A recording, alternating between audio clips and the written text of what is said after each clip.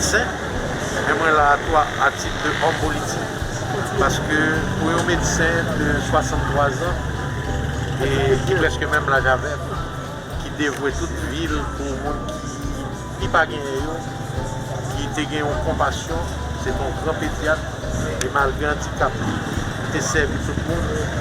Et puis pour les gens, bandits, descendus, nous avons toutes les vidéos, gens ont râlé, ils ont frappé, ils ont tourné vite tué. Il faut que, en tant que citoyen, nous puissions, en tant que médecins, nous solidaires, et en tant que corps politique, nous révolter.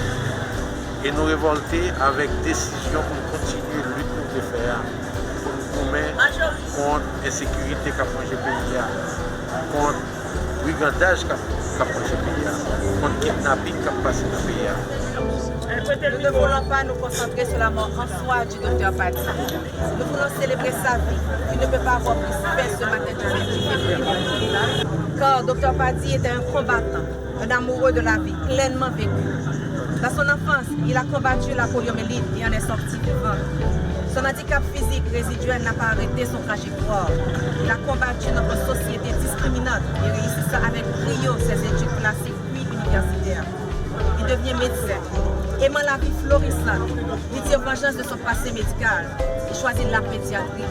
Et ainsi, il arrachera plusieurs centaines et milliers d'enfants des méfaits de la maladie et de la mort.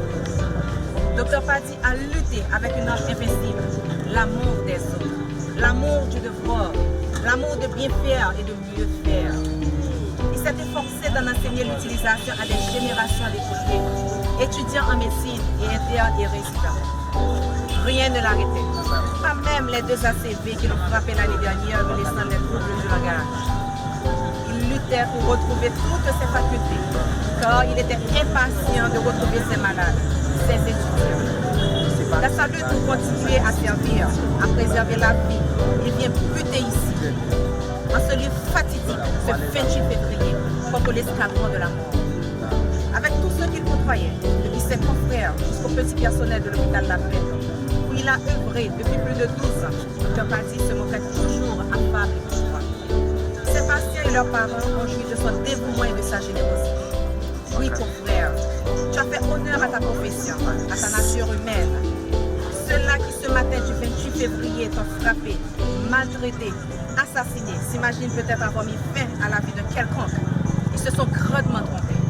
Ils nous conduisent à crier sur les toits qu'il existe encore sur la terre d'Haïti des hommes dont la valeur ne s'estime pas à leur compte en banque, leur acquittance, des hommes que l'adversité n'a pas aigri, mais a taillé en gérant pour servir. Des hommes que les balles assassines ne peuvent faire disparaître. La vie de Dr Paddy continue au-delà de la tombe.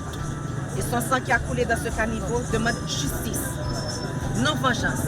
Justice pour ceux qui sont déjà tombés et sécurité pour ceux qui veulent perpétuer l'amour de la vie. Merci.